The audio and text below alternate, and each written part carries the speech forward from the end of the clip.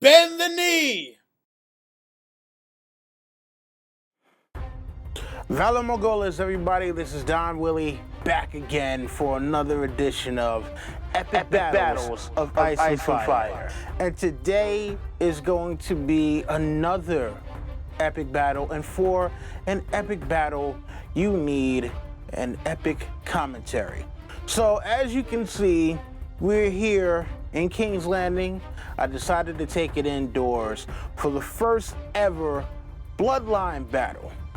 So, in this corner here, we have the first ever Hand of the King, the man who killed the last Storm King and founded House Baratheon, Orys of House Baratheon. And he is going to be facing off against one of his descendants, and in fact, the only one to ever actually sit the Iron Throne.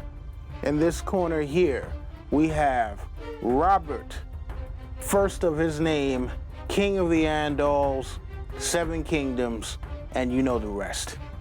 And so, keeping with my latest tradition, I decided to get someone very special to help me out with this one, and that is my man, Civilization X. So, Mr. Civilization X, take it away.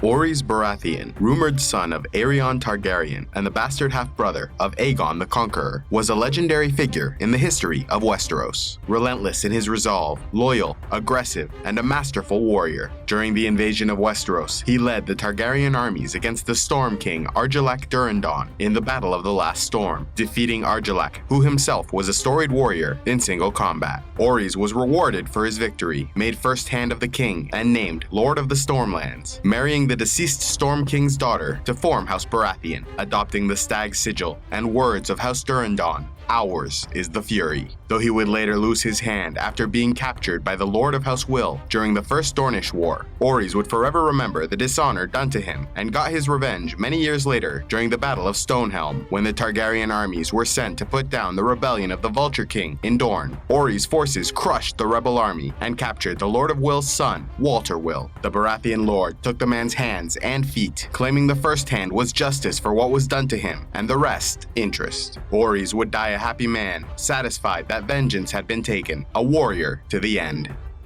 King Robert Baratheon, the first of his name, conquered the 7 Kingdoms with one hammer strike, and that being to the chest of Rhaegar Targaryen. This man probably did his job better than nearly any other fighter in this story, and his feats have been legendary through the years. He is a guy who wielded a massive warhammer, and unlike many people, he was able to wield this with one hand, where some people had problems even lifting it with 2. Now, the things that we do know about Robert, besides his strength, is that he is fearless in battle, and he happens to be a pretty good general. Now, on the downside, he does happen to have a temper and also a massive ego, which could do him in a battle such as this, where he's facing also another good fighter in single combat. So, Mr. X, why do you think that Orys would be able to defeat his far-flung descendant? Well, first off, Don, this man is a survivor of many dangerous encounters. He helped with Aegon's invasion of Westeros, which ultimately culminated in 6 of the 7 kingdoms bending the knee to his half-brother. Then to top it off, he slayed Argilac Durrandon, the last Storm King, married his daughter, took his words and sigil, and founded his own house. For all of Robert's feats in battle, he'd never had those kinds of accomplishments. While that may be true, he did lose his sword hand in the failed conquest of Dorne. Touché, sir, but at least he didn't get killed by a giant pig. Okay, you got that. But let's not forget that at age 17, Robert led men into battle, killing the heir to the Iron Throne in single combat, and quelled another rebellion just a few years later. On top of that, Dorne didn't even think about trying to rebel because the Martells knew that the new king was not to be trifled with. And as far as his death, let's not forget that his wine was poisoned. I'd like to see you overcome those odds. Well, Robert wouldn't have those kinds of odds to deal with if he wasn't drunk all the time. Robert liked to be merry, unlike Orys, who was said to be a bitter old man after losing his hand. At the end of the day, there's a reason why Orys is only the hand of the king and Robert was the king. With everything that we've heard about both of these men, only one is billed as a legendary fighter. I have to admit, that does make a lot of sense. So I guess this is where we call it.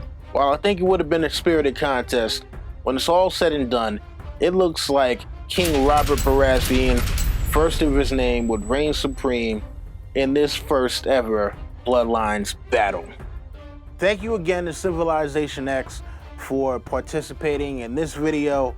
And man, oh man, listen, at the end of the day, who is beating King Hammer Time? He is possibly one of the top 5 fighters to ever live in this particular story. So, I mean, come on, he had to come out on top. Oh man, I can't wait to see what's gonna happen next week.